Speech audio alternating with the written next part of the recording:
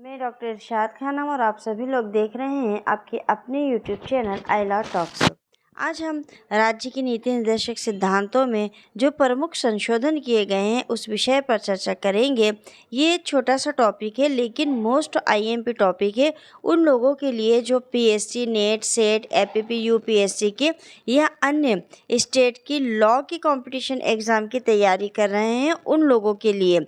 अभी तक राज्य की नीति निर्देशक सिद्धांत है उनमें क्या क्या संशोधन किए गए हैं उसी पर चर्चा कर रहे हैं। चलिए देखते हैं। पहला संशोधन 42वां संविधान संशोधन 1974 में किया गया था। इसमें नए निर्देश जोड़कर संविधान के भाग 4 में कुछ बदलाव किए गए थे। वो बदलाव क्या क्या थे? पहला, अनुच्छेद 39A को जोड़ा गया था जिसमें गरीबों को निःशुल्क कानूनी सहायता प्रदान करना उद्देश्य था।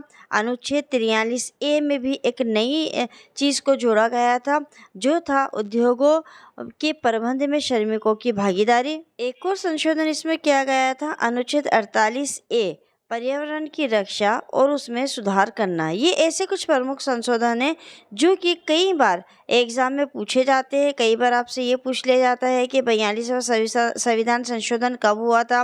कभी ये पूछ लिया जाता है कि 42वें संविधान संशोधन में क्या क्या संशोधन किया गया है। तो उस एतबार से ये टॉपिक जो है आपके लिए इम्पोर्टेंट है। अब हम दूसरा संशोधन देखते हैं। 44वां संविधान संशोधन 1977।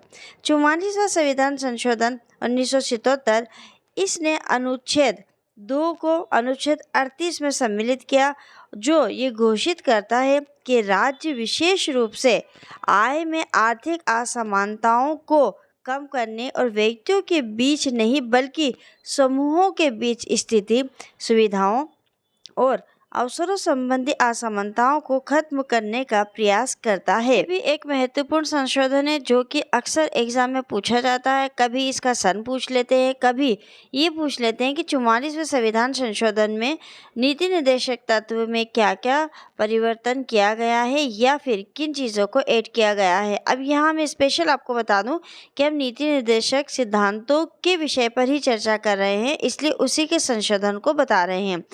अब हम बात करते हैं अगले संशोधन की जो 2002 में हुआ था। 46वां संशोधन अधिनियम 86 वाला जो संशोधन किया गया था, इस अनुच्छेद में 45 की विषय वस्तु को बदल दिया था। जो अनुच्छेद 45 थी उसकी विषय वस्तु को इन्होंने बदल दिया था और प्रारंभिक शिक्षा का जो अधिकार था उसको अनुच्छेद 21A के तहत मौलिक अधिकार बना दिया था। तो ये एक ऐसा संशोधन था जिसमें उन्होंने क्या किया था, ये एक ऐसा संशोधन था जिसमें नीति निर्देशक सिद्धांत में जो अनुच्छेद 45 था उसमें जो विषय दिया गया था उसके ऊपर उन्होंने प्रारंभिक शिक्षा का अधिकार बनाकर उसको मौलिक अधिकार अनुच्छेद 21A के तहत जोड़ दिया था। मतलब अब जो शिक्षा का अधिकार था, जो प्रारंभिक शिक्षा का अधिकार था, वो मौलिक अधिकार बन गया था।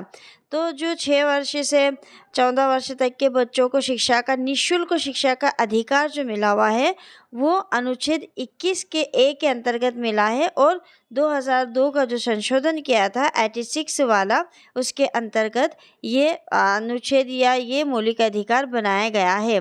तो ये कुछ प्रमुख मौलिक अधिकार थे जो नीति निर्देशक सिद्धांत थे जिनमें कि संशोधन किया गया था।